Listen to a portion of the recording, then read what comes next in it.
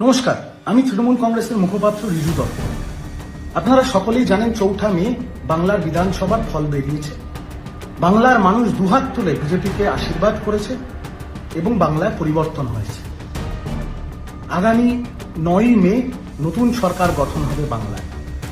কিন্তু আমার ভিডিওটা আজকে সেটা নিয়ে নয়। আমার ভিডিওটা হচ্ছে ৪ঠা মে বিকেল ৪টে থেকে আজকে ৬ই মে দুপুর ৩টে অবধি আমার সাথে ব্যক্তিগত কি ঘটনা ঘটেছে।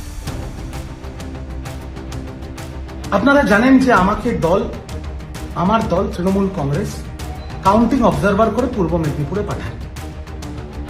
এবার যখন সারা বাংলা জুড়েই যে গেরুয়া সুনামি আমরা দেখেছি, সেখানে পূর্ব মেদিনীপুরও তো তার বাইরে ছিল না।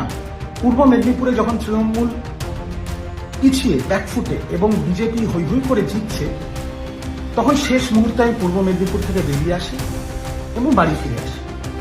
যখন বাড়ি ফিরছি, যখন আমি আমার গলিতে ঢুকছি, তখন স্বাভাবিকভাবে বিজেপির যে কর্মীরা, যে সমর্থকরা, যারা এতদিন ধরে অত্যাচারিত, যারা লাঞ্ছিত, যারা বঞ্চিত, তাদের খুশির বহিঃপ্রকাশ হবে। তারা ফ্ল্যাগ নিয়ে জয় শ্রীরামের স্লোগান দিচ্ছে, গান বাজাচ্ছে, আবির খেলছে, খুব স্বাভাবিক। সেই মুহূর্তে আমার গাড়িটা তাদের ওই বিজয় উৎসবের সামনে গিয়ে পড়ে। আমার ড্রাইভার মুসলিম, আমি গাড়িতে সামনের সিটে বসে। আপনাদের বলতে চাই, আমি এটা না বললে, মানে এই কথাগুলো, বিগত ১.৫-২ দিনের কথাগুলো না বললে পাপ হবে।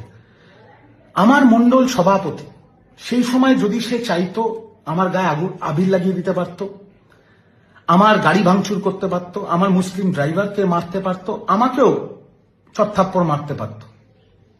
কিন্তু তারা কি করেছে? সে এসে আমার সাথে হাত মিলিয়েছে, আমার গায়ে গেরুয়া আবিরটা পর্যন্ত দেয়নি। উল্টে বিজেপির ছেলেগুলো বলেছে, একটু রাস্তাটা খালি কর, রিজুদার গাড়িটাকে বার করে দে।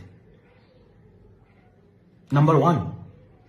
নাম্বার 2, 4 তারিখ বিকেল 5টার পরে যারা স্বঘোষিতভাবে বিজেপি হয়ে গেছে, যারা সবাই তৃণমূল ছিল, এখন স্বঘোষিতভাবে বিজেপি হয়ে গেছে, ফেসবুকে এখন জয় শ্রীরাম লিখছে,